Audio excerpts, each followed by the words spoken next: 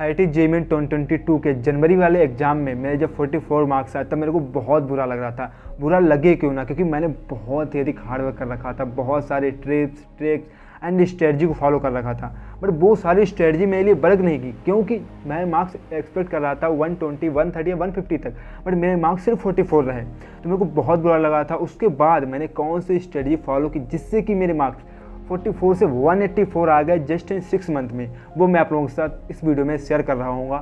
मैंने अपनी स्ट्रेटजी को 3 पार्ट में डिवाइड किया था। सबसे पहले कॉन्सेप्ट, उसके बाद revision, then practice and mock test.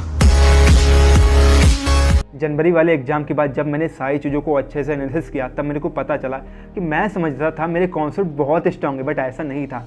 मेरे कॉन्सेप्ट बहुत स्ट्रांग नहीं थे। ऐसा क्यों था? क्या मैंने पढ़ाई नहीं की थी? क्या मैंने प्रैक्टिस नहीं की थी? मैंने सब किया था। पढ़ाई भी की थी, कॉन्सेप्ट भी पढ़े थे, प्रैक्टिस भी बहुत अधिक की थी, मॉक टेस्ट भी बहुत अधिक लगाए थे, बट फिर भी मेरे कॉन्सेप्ट स्ट्रांग नहीं थे। क्वेश्चन भी मेरे से बन रहे थे, बट फिर भी मेरे कॉन्सेप्ट स्ट्रांग नहीं थे। इसका सबसे बड़ा रीज़न ये था कि हम जब यूट्यूब पे वीडियो देखते हैं, नोट्स बनाते हैं, सब कुछ करते हैं, टीचर पढ़ाता है ना, हमें लगता है कि बहुत अच्छा पढ़ा रहे हैं, इतना अच्छा पढ़ा रहे हैं, अब तो हम IIT JEE मेन के एग्जाम में 4 देंगे। और रियल में आप अच्छे मार्क्स लाते हो, मार्क्स आते हैं, बट जो डेप्थ IIT JEE में रिक्वायर होती है वो डेप्थ यूट्यूब पर प्रोवाइड नहीं करा पाते। क्यों? क्योंकि वो सारे कॉन्सेप्ट पढ़ाते हैं जो हमें अच्छे से समझ आ जाते हैं, और उन्हें इतने अच्छे से पढ़ाते हैं कि हमें अच्छे से समझ आते हैं, बट डेप्थ में नहीं जाते हैं, ठीक है ना। और उस डेप्थ को पकड़ने के लिए मैंने स्टार्ट किया डेरिवेशन। अब ये CB हो गया, DC पांडे हो गया, फिजिक्स की बात कर रहा हूँ, इन बुक्स से मैंने डेरिवेशन स्टार्ट की, ठीक है ना। डेरिवेशन को खुद समझना स्टार्ट किया। सर कराते हैं डेरिवेशन, वो अच्छा रहता है, ठीक है ना, बट हम कॉन्सेप्ट को पकड़ नहीं पाते हैं। और मेरे साथ ये प्रॉब्लम थी यार, टीचर पढ़ाने के बाद, ठीक है, समझ में आ जाता है, जब तक मैं खुद ना करूं तब तक नहीं होता है, ठीक है ना। और जब तक तुम खुद नहीं करोगे तब तक वो कॉन्सेप्ट तुम्हारे अंदर नहीं घुसेगा, ठीक है ना। तो उसको घुसेड़ने के लिए मैंने डेरिवेशन स्टार्ट किए। जब मैंने डेरिवेशन किए, ठीक है ना, तब मेरे को उसके बाद एक्चुअली में रियलाइज़ हुआ कि यार डेरिवेशन करने के बाद हमसे जे एडवांस के भी क्वेश्चन बनने हैं। अब जे एडवांस के क्वेश्चन क्यों बनने हैं? क्योंकि जो जे एडवांस के क्वेश्चन होते हैं वो क्या होते हैं? वो सिंपल एक डेरिवेशन होता है। हमें लगता है कि यार क्वेश्चन है, बट नहीं, वो एक कॉन्सेप्ट पे, बेसिक कॉन्सेप्ट पे डेरिवेशन होता है, ठीक है ना। आपको कोई कंडीशन दे दी जाएगी, बेसिक कॉन्सेप्ट लगाने को दे दिए जाएंगे, और उनसे एक नया क्वेश्चन पूछ लिया जाएगा। यदि आपको डेरिवेशन में जो कॉन्सेप्ट है उसमें इन डेप्थ पकड़े है तो आप जे एडवांस के क्वेश्चन सॉल्व करने लगोगे। इसीलिए मैंने जे एडवांस के क्वेश्चन धीरे धीरे सॉल्व करने लगा था। सारे नहीं बन रहे थे, कुछ बन रहे थे, ठीक है ना, बट हाँ 60% आराम से बन रहे थे उस टाइम पे, ठीक है ना, जो प्रीवियस आए हुए थे। तो ये मैंने पकड़ा और इससे मैंने डेरिवेशन से अपने कॉन्सेप्ट बहुत अधिक स्ट्रॉन्ग किया। जनवरी वाले एग्जाम से पहले जब मैं किसी भी चैप्टर का रिवीजन करता था तो मैं उसे इन डेप्थ में जाने का ट्राई करता था। जो कॉन्सेप्ट मेरे को आते थे वो ही पढ़ता था, जो नहीं आते थे वो तो पढ़ना ही पढ़ना होता था, ठीक है ना। और मैं मैक्सिमम टाइम पूरे लेक्चर देखता था, पूरी चीज़ें करता था। जो पहले करता था, पहले फर्स्ट टाइम पढ़ने पे, वही मैं रिवीजन के टाइम पर करता था। तो मेरा रिवीजन में बहुत टाइम चला जाता था। बट उसके बाद मैंने क्या किया, उसके बाद मैंने मैक्सिमम चैप्टर्स रिवीजन बहुत ही कम टाइम में करने का ट्राई किया, और वो मैंने किया भी।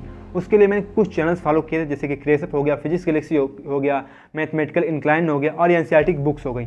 NCERT बुक्स मैंने ऑलरेडी कम से कम 5 से 6 बार पढ़ रखी थी। तो मेरे को किसी भी नए चैप्टर को, मतलब कि उसमें जो चैप्टर दे रखे थे, ठीक है ना, उनको पढ़ने में मेरे को हार्डली 30 to 35 मिनट लगते थे। मैं चैप्टर का पूरा रिवीजन कर लेता था। कैसे? क्योंकि मैं बहुत सारे कॉन्सेप्ट मेरे को आते थे, जो नहीं आते थे उन्हें मैं पढ़ता था, ठीक है। तो इस तरह से मैं बहुत फास्ट में रिवीजन कर लेता था। उसके साथ साथ मैंने खुद के शॉर्ट नोट्स बना के रखे हुए थे, ठीक है ना, तो उनसे मैं अपना रिवीजन कर लेता था बहुत जल्दी थे। और एक बार जैसे ही मेरे कॉन्सेप्ट रिवाइज हो गए, ठीक है ना, उसके बाद मैं तुरंत मैं प्रैक्टिस पे जंप करता था। जिस चैप्टर के मैंने कॉन्सेप्ट पढ़े 20-25 मिनट में कॉन्सेप्ट पढ़ लिए, उसके बाद मैंने 30 से 35 क्वेश्चन उठा लिए, ठीक है ना। 1-1.5 घंटे में सारे क्वेश्चन लगा लिए। एक चैप्टर का रिवीजन बहुत अच्छे से हो गया। इस तरह से मैं कम टाइम में बहुत ही रिवीजन करता था। आप लोगों ने ये क्विज तो सुना ही होगा कि practice makes man perfect, but IIT JEE के लिए इसमें थोड़ा चीज़ ऐड होना चाहिए मेरे हिसाब से, कि practice makes man perfect and good practice helps to get good rank, ठीक है ना। प्रैक्टिस तो सब कोई करता है, परफेक्ट बन जाता है, बट अच्छी रैंक लाने के लिए हमें अच्छी प्रैक्टिस करने की जरूरत पड़ती है, ठीक है ना। तो आप लोग पूछोगे भैया अच्छी प्रैक्टिस और प्रैक्टिस में डिफरेंस क्या है? आप जो प्रैक्टिस करते हैं उसे और अच्छे से कर ले, अच्छी प्रैक्टिस हो जाएगी, बट ऐसा नहीं है, ठीक है ना। मैं भी एक्सप्लेन करूंगा कि good practice and just practice में क्या डिफरेंस है। प्रैक्टिस का मतलब क्या है कि जब आपने कोई नया चैप्टर पढ़ा और उसके बाद आपने बुक उठाई, बुक में जितने भी सारे क्वेश्चन दे रखे हैं, जिस भी टाइप के दे रखे हैं, आपने सारे लगा लिए। मॉड्यूल उठाया, उसमें जितने भी टाइप के क्वेश्चन दे रखे हैं सारे लगा लिए। बट गुड प्रैक्टिस का मतलब क्या है कि आपने कॉन्सेप्ट को बहुत इन डेप्थ पकड़ा हुआ है, बहुत अच्छे से पकड़ा हुआ है, उसके बिहाइंड जाके आपने सोचा हुआ है, ठीक है ना।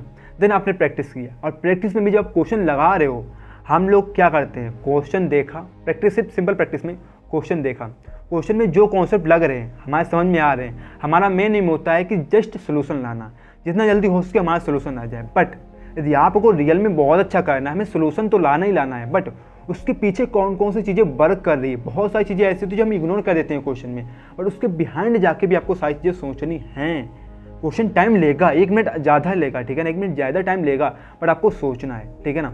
उसके बाद आपने सारे क्वेश्चन लगा लिए, सब कुछ कर लिया। देन यदि आपको कोई नया क्वेश्चन आ जाए, कोई ऐसा क्वेश्चन जो कि आपने कभी देख ही ना रखा हो, कभी भी ना देख रखा हो, और आपको क्वेश्चन सपोज करो वर्क पावर एनर्जी का दे रखा है, बट वो क्वेश्चन आपको लगे कि यार ये तो इलेक्ट्रोस्टैटिक का है, बट वहाँ पे वर्क पावर एनर्जी ऐसे यूज हो रही होगी कि आपको पता ही नहीं चले, ठीक है ना। तो वैसे क्वेश्चन आप पकड़ पाओ, उन क्वेश्चन को पकड़ पाओ। वो कब आप पकड़ पाओगे, जब आपने सिंपल क्वेश्चन में उस क्वेश्चन के बिहाइंड जाके सोचा होगा, ठीक है ना, क्योंकि प्रैक्टिस ही आपको आइडिया पहुँचाती है। कॉन्सेप्ट सब पढ़ते हैं, जो चीज़ें हैं वो सब पढ़ते हैं यार, बुक्स लिमिटेड है, कॉन्सेप्ट लिमिटेड है, सब कुछ लिमिटेड है, सब वही पढ़ते हैं, बट फिर भी सारे बच्चे आईआईटी में नहीं जा पाते हैं, ठीक है ना। आईआईटी में कौन जा पाते हैं, उनको जो डिफरेंस करती है वो होती है प्रैक्टिस, कि किसी ने कितनी अच्छे से प्रैक्टिस की हुई है, ठीक है।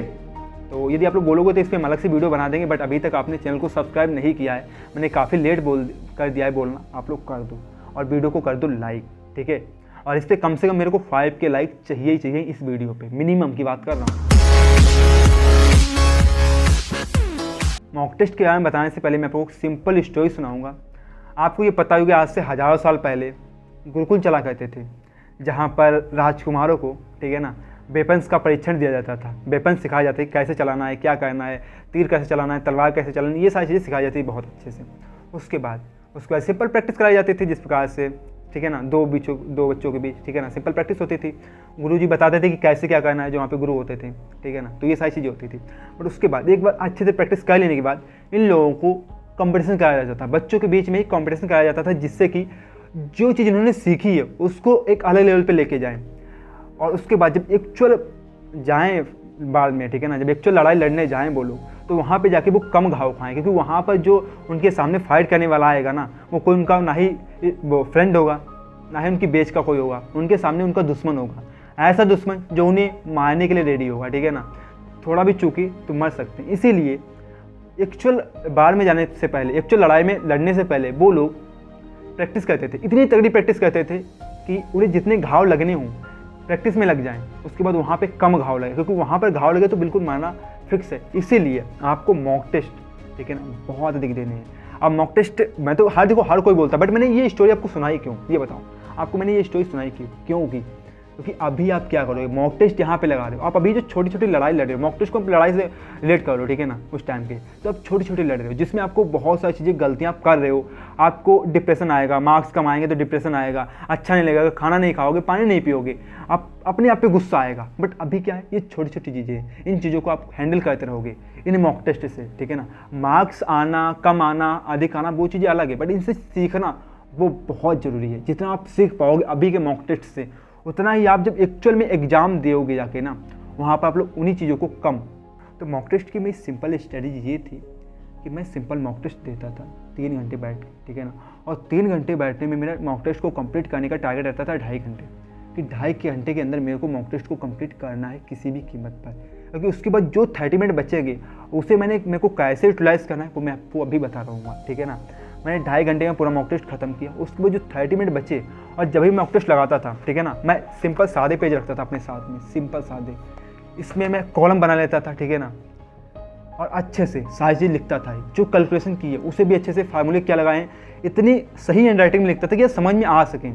और जो 30 मिनट मेरे बचे हुए हैं उनमें जाके सारे क्वेश्चन फिजिक्स, केमिस्ट्री, मैथ के जो मैंने टिक किए उन्हें दोबारा चेक करना कि सही है या गलत है।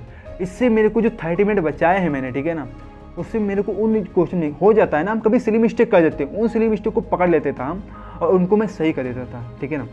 जब एक बार सारी चीज़ें करने के बाद, 30 मिनट को अच्छे से करने के बाद, और जो उसमें कम से कम 6-7 क्वेश्चन हर मॉक टेस्ट में मेरे सही होते थे, दोबारा जाने पर गलत मैं करता था, दोबारा जाने पर चेक करता था, तो मेरे को लगता था ये गलती है, उसके मैं सही ऑप्शन टिक करता था, ठीक है ना। और बाई चांस ऐसा भी हो जाता था, वो बहुत कम होता था कि यार जो सही था उसे मैंने दोबारा चेक करने पे गलत वाला टिक करके आ गया, ठीक है ना, बट ये बहुत कम होता था।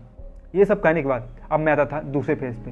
पहला फेज़ मॉक टेस्ट को देना 3 घंटे में 2.5 घंटे में देना, आधे घंटे में अपनी गलतियों को पकड़ के वहीं पे सही करना। उसके बाद हो गया। अब मैं मॉक टेस्ट का एनालिसिस करता था। मॉक टेस्ट का कैसे एनालिसिस करता था उसके लिए हम अलग से वीडियो बना रहे होंगे, सेपरेट वीडियो, बहुत डिटेल वे में। उसके बाद मैंने जो सारी चीज़ें सीखी IIT में आने के बाद, वही मैं इसमें लगा के आप लोगों को बता रहा हूँ। मैंने कैसे किया तो वो मैं आपको बताऊँगा, बट आपको कैसे करना है वो भी मैं आपको बता रहा हूँ। तो ये सारी स्ट्रेटजी मैंने अपनाई थी, 3 पार्ट में डिवाइड की थी। कॉन्सेप्ट, रिवीजन और मॉक टेस्ट प्रैक्टिस, वो मैंने आपको बता दी है। आपको ये वीडियो बहुत अच्छा लगा होगा, बहुत सारी चीज़ें आपको सीखने को मिली होंगी, ठीक है ना। तो वीडियो को कर दो लाइक और चैनल को कर दो सब्सक्राइब और अपने दोस्तों के साथ कर दो शेयर, ठीक है ना। फैला दो वीडियो को यार। मिलते हैं नेक्स्ट किसी और वीडियो में। कोई डाउट है आप लोग कमेंट बॉक्स में लिख दो, मैं रिप्लाई करने के लिए रेडी हूँ।